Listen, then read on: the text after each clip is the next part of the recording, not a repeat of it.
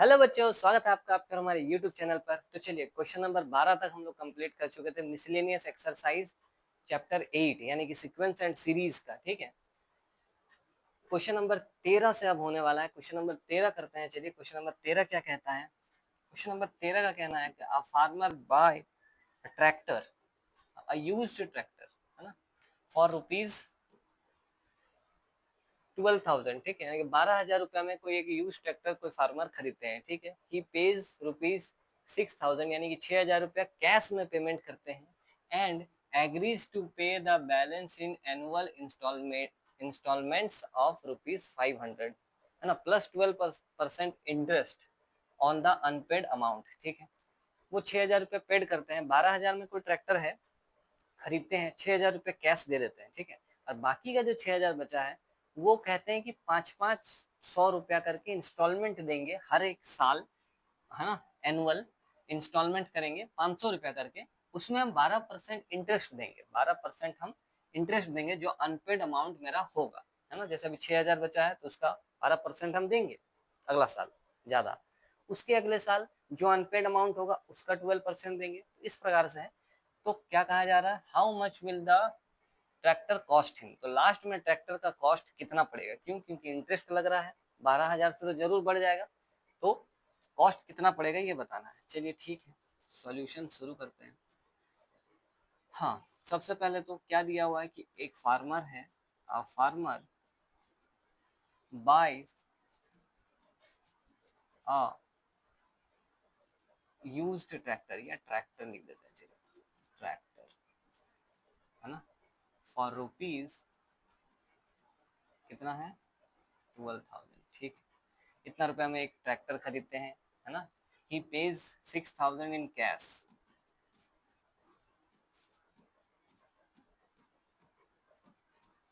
इन cash, वो cash में payment करते हैं, कैश पेमेंट करते हैं कितना, 6,000 रुपया। तो चलिए अनपेड अमाउंट तो कितना बच रहा है, 6,000 रुपया अगर वो पेड कर दिए हैं तो अब बचा कितना रुपया है। अनपेड अमाउंट जो बचा होगा,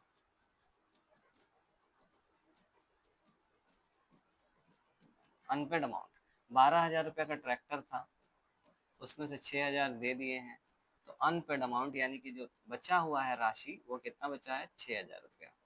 6,000 अभी बचा हुआ है देने के लिए, जिसमें वो हर साल कह रहे हैं कि 500-500 देंगे, इंस्टॉलमेंट करेंगे। ठीक है, तो हम इंटरेस्ट कैलकुलेट करते हैं, है ना। इंटरेस्ट, इंटरेस्ट जो हो जाएगा वो कितना होगा, अभी पहले साल 6,000 का 12% लगेगा, क्योंकि अब बचा कितना 6,000, तो उसका 12% लगेगा। अनपेड अमाउंट ये है, इसका 12% लगेगा। ठीक है, यानी कि 12% ऑफ कितना का, 6,000 का लगेगा फर्स्ट ईयर। ठीक, फिर प्लस एक पहले साल तो इतना लगेगा, जब तक खत्म नहीं हो जाता पैसा तब तक, जब तक इंस्टॉलमेंट का पूरा रकम जमा नहीं हो जाता तब तक तो लगते रहेगा 12% करके, जो अनपेड होगा।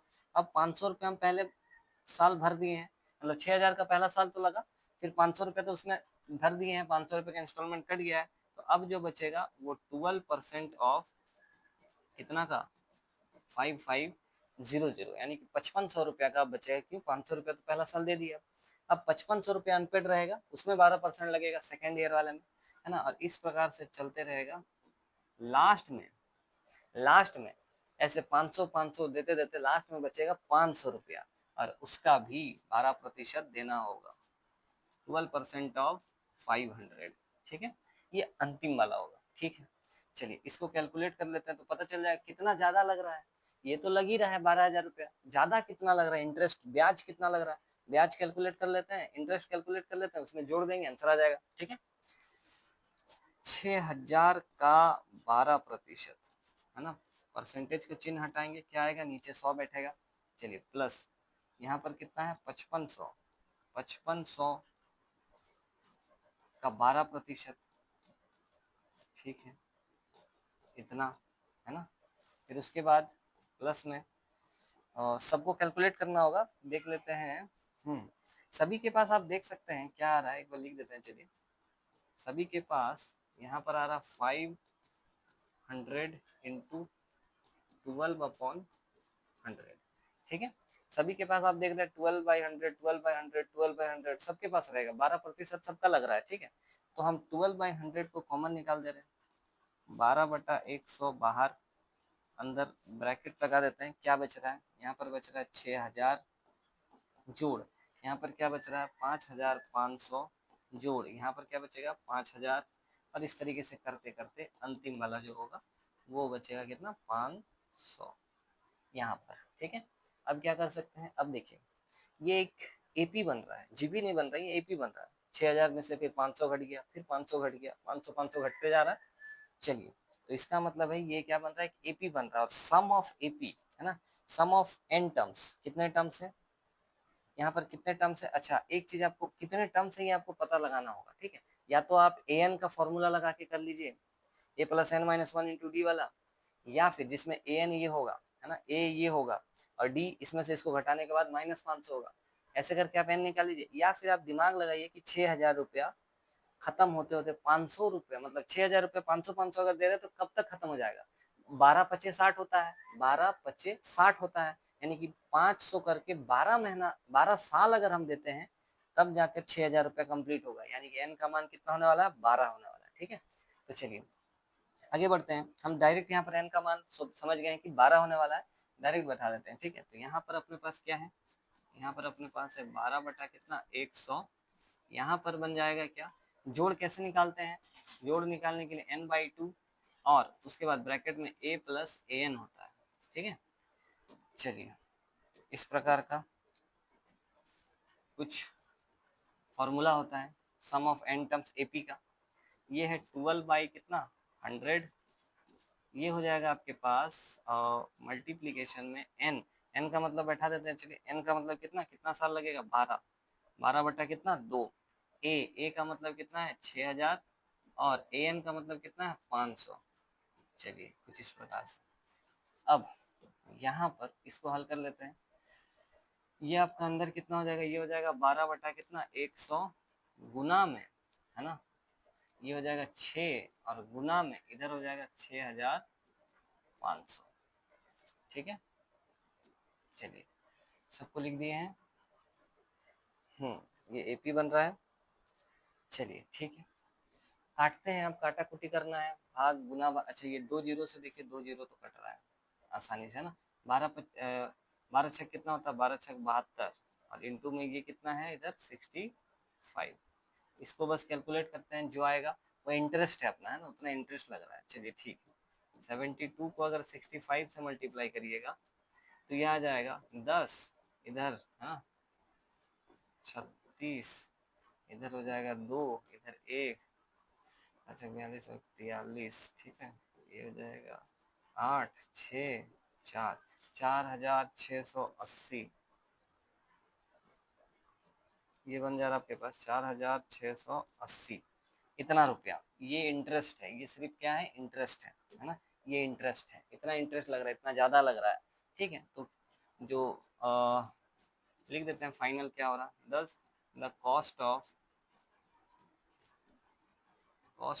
क्या ट्रैक्टर इज इक्वल्स टू कितना 12,000 रुपये तो लगेगा ही जो रेट है, और क्योंकि इंस्टॉलमेंट कर दिए तो कुछ इंटरेस्ट भी लगेगा, और वो इंटरेस्ट कितना कैलकुलेट हो गया है, वो है 4680, यानी कि ये लग रहा है 16,680 रुपया है ना, 16,680 रुपये फाइनल लगेंगे इंस्टॉलमेंट वगैरह कटने के बाद, मतलब जो टोटल अमाउंट लगा अपना, ठीक है। इस प्रकार से देखिए हल होगा, बिल्कुल आसान सा सवाल है, कोई दिक्कत नहीं होना चाहिए, बिल्कुल आसान सवाल है ना, एकदम आसान। चलिए इस प्रकार से देख लीजिए, बहुत आसान सवाल है, ठीक है। इसके बाद चलते हैं 13 नंबर के बाद अपने पास 14 नंबर सवाल है, देखिए 14 नंबर क्वेश्चन क्या कहता है, Shamshed Ali buy a scooter for rupees 22,000 रुपये, 22,000 है ना, 22,000 रुपया में एक क्या खरीदे स्कूटर खरीदे, और उन्होंने क्या कितना पैसा दिया, ही पेज रुपीज 4,000 इन कैश, 4,000 रुपया कैश दिए, and agrees to pay the balance in annual installment of rupees 1,000 plus 10% interest देंगे on the unpaid amount, ठीक है। how much will the scooter cost him, तो सेम सवाल है जैसा अभी था वैसे ही है, बिल्कुल सेम सवाल है, डिट्टो डिट्टो। ठीक है, चलिए इसको करते हैं हल, है ना, सॉल्यूशन लिख देते हैं। चलिए, कौन खरीदे हैं? शमशेद अली जी ने खरीदा है। Shamshed Ali buy a scooter for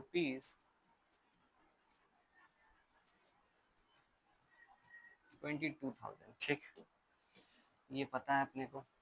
okay, और क्या पता है? और क्या पता है? ही पेज 4,000 कैश। ठीक, ही पेज 4,000 कितना? कैश। 4,000 दिए हैं कैश में, बाकी का अनपेड अमाउंट कितना बच रहा है इनका देख लेते हैं। इनका जो अनपेड अमाउंट बच रहा है, अनपेड अमाउंट कितना बच रहा है? अनपेड अमाउंट बच रहा है उनका 22,000 में से 4,000 दे दिए हैं, तो अनपेड बच रहा है कितना? 18,000 रुपया। 18,000 रुपया अभी बैलेंस बचा हुआ है जो देना है, इंस्टॉलमेंट के रूप में उन्होंने देने का फैसला किया। 1,000 रुपया देंगे हर साल, 10% इंटरेस्ट देंगे जो बचा हुआ अमाउंट है अनपेड अमाउंट पर। ठीक है, तो चलिए इंटरेस्ट कैलकुलेट कर लेते हैं, जैसा उसका किया तो उसी प्रकार से इंटरेस्ट जो अपना आ जाएगा वो आ जाएगा कितना? इस बार डायरेक्ट लिख दे रहे, ठीक है, 18,000। अच्छा, एक चीज आप सोचिए, 18,000 को अगर एक एक हजार करके हम देंगे तो कितना साल तक देना होगा? एक एक हजार दे रहे हैं, 18,000 बचा हुआ है, तो यानी कि 18 साल तक देना होगा, यानी कि एन का मान 18 होगा इस बार। ठीक है, तो सीधा कैलकुलेट करते हैं। पहले तो 18,000 रुपया बचा है, 18,000 का कितना बचेगा? कितना कॉस्ट लग रहा है? 10% लग रहा है ना, तो 10% ऑफ 18,000 इस प्रकार से, प्लस अगला साल 17,000 का 10% लगेगा। ठीक, इस तरीके से लगते रहेगा। अंतिम वर्ष, अंतिम ईयर में लास्ट 1,000 बचा होगा, उसका भी 10% लगेगा। चलिए इस प्रकार से सभी में 10/100 कॉमन है, तो 10/100 बाहर कर लेते हैं, तो बच क्या रहा है? बच रहा है यहाँ पर कितना? 18,000 प्लस 17,000 प्लस 16,000 और प्लस करते करते करते करते 1,000। ठीक है, चलिए कुछ इस प्रकार से बन गया। ये एक एपी बन रहा है, आप देख सकते हैं, जिसमें एन का मान 18 होगा, 18 में 18 साल तक देना है। ए का मान ये है, ए एन का मान ये है ना। चलिए निकाल लेते हैं अगले पेज में। यहाँ पर अपने पास है 10/100। फॉर्मूला क्या हो जाएगा अंदर? फॉर्मूला अंदर हो जाएगा n/2 नहीं होगा, हाँ n/2 a plus A N, है ना, n/2 a plus A N. चलिए ठीक है, एपी का योग निकालने का तो यही है, n/2 और a प्लस ए एन। ठीक, चलिए ये हो जाएगा 10/100। n/2, n इस बार कितना है? 18 साल तक देना होगा, और a का वैल्यू कितना है? a है 18,000 रुपया, और लास्ट वर्ष कितना बचेगा? 1,000 रुपया। चलिए ठीक, आगे यहाँ पर ये आ जा रहा है 10/100, इसको काट सकते हैं वैसे। यहाँ पर ये कितना आ रहा है? 9, और यहाँ पर ये आ रहा है कितना? 19,000 रुपया। ठीक है, चलिए सबसे पहले तो 1 0 से 1 0 गया, इस 1 0 से 1 0 गया, है ना, तो इसका मतलब है 9 गुना 1900 गुना करते हैं। ये 0 से गुना करेंगे 0, ये 0 से गुना करेंगे 0, 9 9 81 का 1 हासिल रहा 8, है ना, 9 कम 9, 9 और 8 मिलकर कितना हो जा रहा है? 9 और 8 मिलकर 18,000 हो रहा है, नहीं 17,000 हो रहा है ना, 17,100, 9 कम 9, 9 9 18 1 17, हाँ 17, ये 17,100 रुपया इंटरेस्ट है सिर्फ, ये देना, ये एक्स्ट्रा देना है। ठीक है, ये एक्स्ट्रा देना है भाई साहब। देखिए इसका अमाउंट बहुत ज़्यादा बचा हुआ था, इसीलिए इतना लग गया। चलिए लिख देते हैं तब, thus the cost of scooter scooter is equal to कितना? 22,000 तो लगेगा ही लगेगा, पूरा वो तो लगेगा ही, जो रेट है वो तो लगेगा ही 22,000 रुपया, ठीक है। एक्स्ट्रा इंटरेस्ट जो लग रहा है 18 साल के लिए, 18 साल में उसको 17,100 रुपया ज्यादा भरना होगा।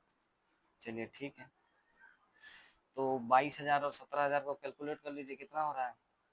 ये 22,000 रुपया और 17,100 रुपये, ये वाला 42,000 हो जाएगा लगता है। ये एक 7 और 2 9, नहीं 39 है ना, 39,100,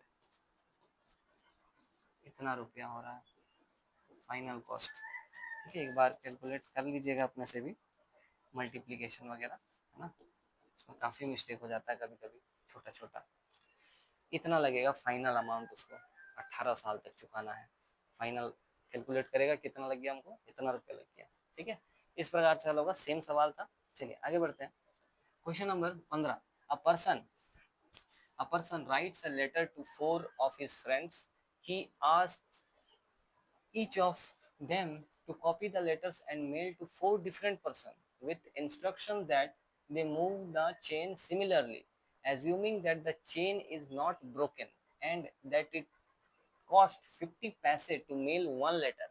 Find the amount spent on the postage when 8 set of letter is mailed. ठीक है, क्या हो रहा है देखिए, कोई बंदा है ना, ये कोई बंदा है, ये 4 लेटर लिख रहा है, एक पत्र, दूसरा पत्र दूसरे बंदे को, तीसरा पत्र और चौथा पत्र।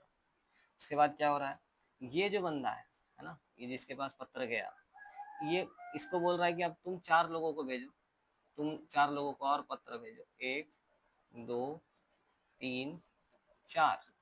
इसको भी कह रहा है कि तुम भी 4 भेजो, 1 2 3 और 4। इसको भी कह रहा है कि तुम भी 4 भेजो, और इसको भी कह रहा है कि तुम भी 4 भेजो। इस प्रकार से बोलता है कि, और फिर उन लोगों को भी बोलना कि तुम भी 4 को भेजो, तुम भी 4 को भेजो, है ना, ऐसा चलते जाएगा, बोलता है ऐसा चलने दो। ठीक है, इस प्रकार का कुछ मामला है। ठीक है, और कहा जा रहा है कि ये चेन नहीं टूटा है ना, chain is not broken, chain नहीं टूटा, ये चेन चल रहा है, लोग भेज रहे हैं 4 को।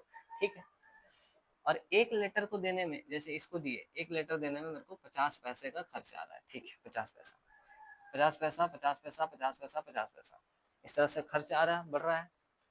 तो 8 सेट, मतलब इसका ये पहला, ये दूसरा घर, ये अब ये लोग जो बांटेगा उसको तीसरा पकड़ेंगे, फिर वो लोग जो बचेगा बांटेगा चौथा, ऐसे करते करते 8वां नंबर में जो बटा होगा, तब तक से लेकर अब तक जितने भी लेटर्स बांटे गए हैं उन सभी का मेरे को पैसा पता करना है, कितना रुपया लगा होगा, है ना, कितना रुपया लगा होगा। अगर एक लेटर को पोस्ट करने में 50 पैसे का कॉस्ट आता है, 50 पैसा मतलब आधा रुपया, है ना, आधा रुपया का कॉस्ट आ रहा है। ठीक, चलिए कैसे हल करेंगे देखते हैं। क्वेश्चन जबरदस्त है ये वाला, है ना। ठीक है, सॉल्यूशन। अच्छा, अब एक चीज नोटिस करिए, पहला 4 लोग है, पहले 4 लोगों को दिया गया, फिर वो 4 4 4 4 और दे दिया, मतलब कितने लोग, 4 4 8, 4 12 और 4 16। मतलब पहला एक जन था, वो 4 लोगों को दिया, है ना, शुरू हुआ वहां से, 4 लोगों को मिला, वो 4 लोग अगले 4 लोगों को दिए। ठीक है, वो 4 लोग मतलब 4 4 करके देते गए, तो पहला जो दिया वो 4 जन को दिया। तो ये जो इंफॉर्मेशन है लिख देते हैं, चलिए, this information forms a GP. ये जो इंफॉर्मेशन है जीपी बना रहा है, कैसे, पहले देखिए कितना जन को दिया गया, पहले 4 जन को दिया गया, फिर वो और 4 4 को बांटेंगे ना तो 16 जन हो रहा है, 4 4 8 4 12 4 16, 16 जन हो रहा है। फिर वो और 4 4 को बांटेंगे तो 32 जन होगा। ठीक है, तो 4 4 को बांटेंगे तो कितना होगा, 32 नहीं, 4 4 को बांटेंगे तो और 4 गुना हो जाएगा, 64 जन हो जाएगा। ठीक है, इस प्रकार से चल रहा है। इस प्रकार से 8 तक, 8 नंबर पर जो होगा वहां तक जाते जाते कितना लेटर बट गया होगा और कितना रुपया कॉस्ट आया होगा वो पता करना है। ठीक है, इसको हम लोग 4 का स्क्वायर लिख सकते हैं, इसको 4 का क्यूब लिख सकते हैं, तो ऐसे लिख देते हैं। ठीक है, इसको हम लोग क्या लिख सकते हैं, 16 को 4 का स्क्वायर, 64 को 4 का क्यूब लिखा जा सकता है। इस प्रकार से जीपी चल रहा है। ठीक है, चलिए कोई दिक्कत नहीं, सम ऑफ ये वाला जीपी निकाल देते हैं तो पता चल जाएगा कितने टोटल लेटर्स बांटे गए हैं। फिर एक लेटर का कॉस्ट मालूम है तो बाकी जितने भी लेटर्स बांटे गए उनका कॉस्ट पता चल जाएगा। ठीक है, तो चलिए कैसे क्या होता है फॉर्मूला, सम ऑफ जीपी का ये होता है a into r to the power n minus one और divide by r minus one. ठीक है, ये है सूत्र। बैठाते हैं। a का वैल्यू कितना है 4, r का वैल्यू कितना है, इसमें से इसको भाग लगाएंगे वो भी 4 है ना, 4।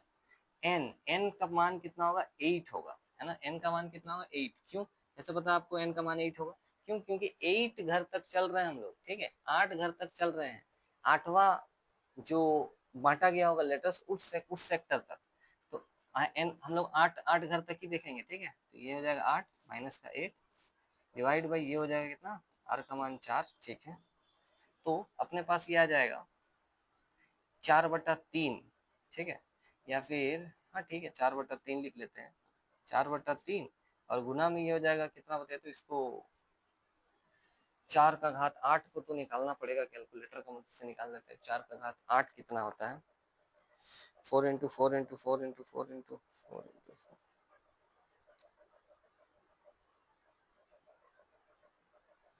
शिट गलती हो गया, 44 लोग हो, 1 2 3 4 5 6 7 8, 65,536, 65,536, ये आ रहा है 65,536 और माइनस का ये एक, ये वाला है ना, ये तो 4 में से एक हुआ तो 3 हो गया है। चलिए इसमें से इसको घटाएंगे तो यहाँ पर आगे कर लेते हैं, यहाँ पर बचेगा 4/3 और गुना में एक घट जाएगा 65,535, ठीक है। 3 से इसको काटेंगे तो 3 दूनी 6, 3 एकम 3, 2 बचा, 3 अट्ठे 24, एक बचा, 3 चौके 12, एक बचा, 3 पचे 15, यानी कि ये आ रहा है 4 गुना 21,845, है ना। ये इतने सारे लेटर्स, अब इसको इससे गुना करेंगे तो उतना सारा लेटर्स जो है बांटा गया है 8वां नंबर तक, जब चेन नहीं टूटा था तब तक, ठीक है। चलिए ठीक है, इतना आया है। अपने को तो कॉस्ट निकालना है, तो कॉस्ट निकालने के बारे में बात करते हैं, ठीक है। कॉस्ट ऑफ वन लेटर कितना आ रहा है, कॉस्ट ऑफ वन लेटर, एक लेटर का कॉस्ट आ रहा है पोस्ट करने के लिए 50 पैसा, 50 पैसे, यानी कि आप बोल सकते हैं आधा रुपया, है ना, आधा रुपया, 50 पैसा मतलब आधा रुपया, ठीक है। तो कॉस्ट ऑफ इतना लेटर्स, ये जितना लेटर्स बांटा गया है, ये तो हम लोग सिंपल से यूनिटरी मेथड से निकाल रहे हैं, आप लोगों को पता होना चाहिए, ठीक है। इतना लेटर्स कितना आएगा, इसको क्या करना होगा, इससे मल्टीप्लाई करना होगा, 1/2 से मल्टीप्लाई होगा 4 इंटू 21845।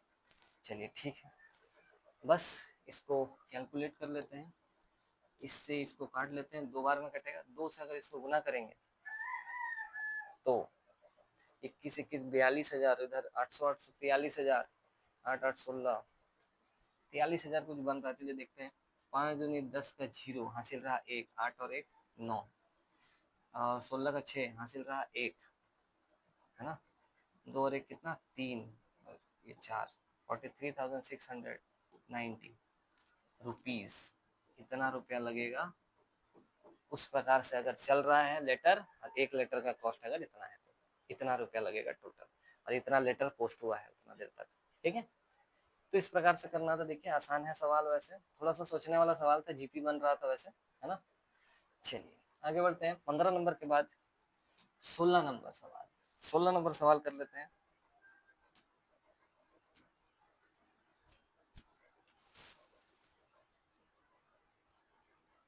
क्वेश्चन नंबर 16 क्या कहता है, a man deposit ₹10,000 in a bank at the rate of 5% simple interest annually, ठीक है।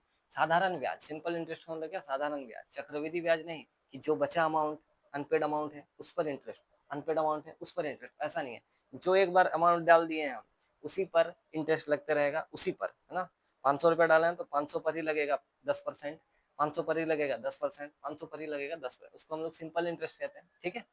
चलिए find the amount of 15th year, 15वें साल में कितना अमाउंट हो जाएगा, वो 10,000 का 5% बढ़ रहा है ना, तो 15वें साल पर कितना रुपया हो जाएगा।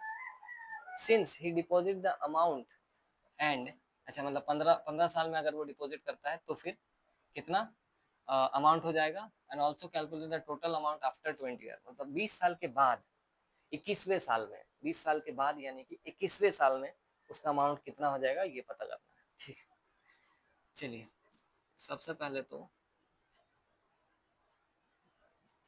ठीक है, डिपॉजिट अमाउंट कितना है, सबसे पहले तो है डिपॉजिट अमाउंट 10,000 रुपया। ठीक है, रेट क्या लग रहा है, कितना परसेंट रेट दिया गया है, रेट लग रहा है अपने पास 5% है। ठीक है, और एनुअली हो रहा है, यानी कि टाइम जो है वो 1 ईयर करके होगा, 1 ईयर करके कैलकुलेट होगा। चलिए ठीक है, अब यहाँ पर निकाल देते हैं पहले तो कि कितना बढ़ रहा है मेरा, एक साल में कितना रुपया बन रहा है, 10,000 अगर हम जमा किए हैं बैंक में। ठीक है, तो इंटरेस्ट निकाल देते हैं। सिंपल इंटरेस्ट जो होता है वो P into R into T होता है, सबको पता है, P into R into T होता है। ठीक है, टाइम 1 ईयर है और रेट जो है इतना है, इसका परसेंटेज का चिन्ह हटाएंगे तो कितना आ जाएगा, 100 है ना। तो पी पी मतलब जो अमाउंट हम फिक्स किए हैं 10,000, आर कितना है 5, समय कितना है 1 ईयर, और डिवाइड बाई कितना 100। तो ये हो जाएगा, 2 जीरो से कट 2 जीरो कट रहा है, ये आ रहा है कितना 500, मतलब 500 रुपया मेरा बढ़ रहा है एक साल में। और अगले साल भी मेरा 500 रुपया ही बढ़ेगा, क्यों, क्योंकि बढ़े हुए अमाउंट 500 और 10,000 को जोड़ेंगे तो 10,500 पर अगला बार 5% नहीं लगेगा, मतलब 10,500 का 5% नहीं बढ़ेगा मेरा, क्योंकि हम सिंपल इंटरेस्ट पर जमा किया, वो चक्रवृद्धि ब्याज होता है, कंपाउंड इंटरेस्ट। ठीक है, तो मेरा हर साल 10,000 का ही 5% बढ़ने वाला है। तो ठीक है, तो क्या होगा देखते हैं। पहले ईयर जो हो जाएगा वो मेरा अमाउंट हो जाएगा, पहला ईयर तो 10,000 जमा किए हैं। ठीक है, अगले साल मेरा कितना हो जाएगा, अगले साल हो जाएगा 10,500, जैसा कि पता चला यहाँ से 500 बढ़ रहा है। उसके अगले साल भी 10,000 का 5% यानी कि 500 रुपया बढ़ जाएगा, यानी कि 11,000 रुपया हो जाएगा, और उसके अगले साल भी हो जाएगा। इस तरह से करते करते आगे बढ़ते रहेगा। तो यही चीज हम लोग को बताना है, ये जो चीज चल रहा है इस चीज में 15वें, एक पहला साल, दूसरा साल, तीसरा साल करके 15वां साल जो होगा उसमें कितना रुपया मेरा बना होगा। ठीक है, यानी कि देखा जाए तो ये क्या बन रहा है, ये एक एपी बन रहा है। देख सकते हैं हर बार 500-500 का बढ़ रहा है, तो ये एक एपी बन रहा है, जिसमें ए का मान ये है, डी का मान कितना, इसमें से इसको घटाएंगे 500 आएगा। ठीक है, डी का मान इतना है, चलिए लिख ही देते हैं। ए का मान कितना है, ए का मान है 10,000, डी का मान कितना है, डी का मान है 500। अपने को 15वां वाला निकालना है, यानी कि A15 चाहिए, A15, और A15 निकालने के लिए क्या करेंगे हम लोग, A प्लस 14D करेंगे। चलिए ए का वैल्यू कितना है 10,000 प्लस 14 इंटू डी, डी कितना है 500। चलिए ये हो जाएगा 10,000 जोड़ 14 25 कितना होता है 70, और 2 जीरो तो यहाँ चलता है, यानी कि देखा जाए तो ये अपना 15वां साल में 17,000 रुपया हो जाएगा मूल्य। ठीक है, 17,000 रुपया 15वां साल में जाके हम चेक करेंगे तो 17,000 रुपया रहेगा। ठीक है आंसर। और आफ्टर 20 ईयर्स, मतलब 20 साल के बाद वाला साल, यानी कि 21वें साल है ना, आफ्टर 20 ईयर्स, आफ्टर 20 ईयर्स, यानी कि A21, 20 साल के बाद, ये वाला में देखिए क्या बोला गया था, इन 15th ईयर, यहाँ पर हम लिख सकते हैं इन 15th ईयर, 15वें साल, आफ्टर 20 ईयर्स, 20 साल के बाद वाला साल, 21 साल वाला है ना।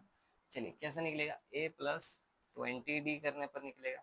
ए कितना, ए का वैल्यू है अपने पास 10,000 है ना, प्लस 20 इंटू कितना 500, डी का वैल्यू कितना है 500। ठीक है, ये हो जाएगा 10,000 जोड़ 5 दूनी 10 और 3 जीरो इधर चल रहा है, यानी कि ये हो जा रहा है टोटल कितना 20,000 रुपया।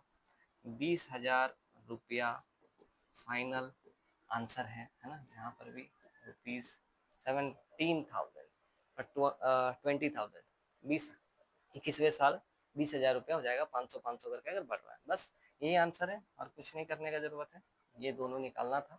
15वें साल और 20 साल के बाद के वाला साल, ठीक है।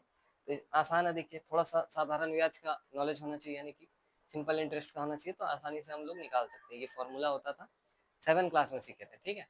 तो चलिए इस प्रकार से हम लोग हल करते हैं। अब बचा है सिर्फ 2 सवाल, उसको नेक्स्ट वीडियो में करते हैं। तब तक के लिए इन 4 सवाल को आप प्रैक्टिस करिए। अगले वीडियो में वो 2 सवाल कर लेते हैं, खत्म कर देते हैं इस चैप्टर को पूरी तरीके से, और उसके बाद नया चैप्टर स्ट्रेट लाइंस अगला वाला अध्याय शुरू होगा, ठीक है।